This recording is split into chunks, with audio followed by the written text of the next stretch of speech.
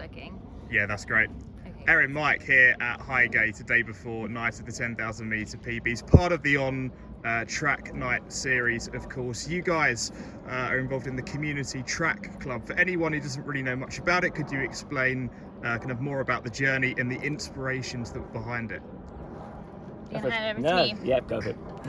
So Community Track Club is 18 months old. We started it in Cape Town in South Africa, and basically as a really nice movement to get more people running on the track.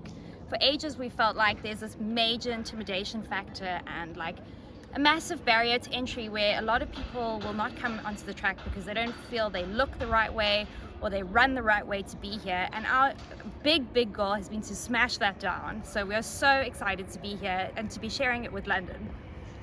And you mentioned South Africa. What's the timeline been from that starting up in South Africa to where we are now in London? Well, it's been 18 months since we started this, as Erin said, with our first one being back in last year, January. We're now on our 11th, and London will be our 12th. It will be number 12. It'll be number 12. And we recently celebrated our first birthday, obviously, a couple of months back, and that was huge. But yeah, it's grown massively. From our first track running of 168 people, we're now sitting at almost 300 people around the track on once a month down in Cape Town. So. And it's grown. We've got more people showing up, more people claiming ownership of this space, which is really the major goal behind it. So we are so happy to be popping up in London for the first time. Can you kind of imagine where it is now to when you first started out? Like, it seems a bit of a crazy journey. It has been absolutely crazy, and it's beyond our wildest dreams that things have happened in this way. And like I said, all we wanted to do was get more people running on the track and feeling like they belong here. And if we can just share that with a broader audience, job done. So we hope London loves it as much as the mother city does at home. And we're so excited to offer something like to the already stacked incredible offering of running that is in London as it is. And for both of you, what have been some of the biggest highlights so far? Because everyone has a story, everyone who usually gets involved in these events, people talk about the elite running, but you guys are kind of making that so much more inclusive with what you're doing here.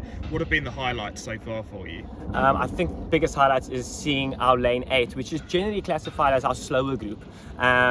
How many more people are joining in on that, and that's the biggest highlight for us. And then also it's the way that our groups 1, 2, 3 and 4 cheer everybody on. It's about bringing that community aspect together, and it's not just on the track, it's on the races, at races in Cape Town, where you'll find everybody supporting one another now, clapping each other on, encouraging people are getting faster, they're more confident in their running as well, just from being around the track, and they just feel free. And that's what we wanted. We want to break that stigma that track is not for everyone. You can run the track no matter what you look like, no matter how old you are, no matter what pace you're running, it's there for you.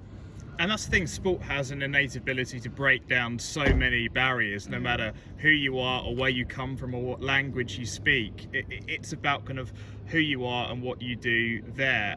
And you talk about being all around the world, obviously part of the On Track Night series. Are you guys going to be in Paris and Vienna and kind of beyond that as well? We are. We will be in Vienna next month, and we will be in Paris the month to follow, so in July. So we're currently on a 3-month amazing, unbelievable, life-changing opportunity for us to be here and to be part of this incredible event that already exists. And yeah, we're so excited to offer something to the community that will come and spectate this. And yeah, so we'll be running this event for the next 3 months. So what can people expect if they are part of it tomorrow? Because obviously you have Sarah McDonald, an on-athlete who is a pretty good athlete. I think we can fair to say, She is dangerous out there, guys. No, she's incredible. So I'd say this is essentially a track training session that is coached by an elite athlete, and it is for everyone regardless of what pace you run. And you're going to run in a very special way tomorrow. So we run Kenyan style, one behind each other, everyone working as a team, everyone connected. And yeah, it's not easy. But track is not supposed to be easy. So everyone that comes here, they need to expect to work hard, but have the best time doing it. And so can the incredible connection that you get with one another when you run in this fashion. And it's not just the Kenyan kind of training type session, you've also kind of got on kit that people are going to get as well. And that just adds another dimension, doesn't it, to kind of the overall experience. yeah, you get to test out some of the new on product on the track itself and get a feel for that, how it's working. And then we love to throw in a little t-shirt every now and then. We'll have a good bit of Nice. love a good merch. bit of t-shirt. Got Yeah. It's going to be customizable as well, so there's some incredible designs that the team have put together here.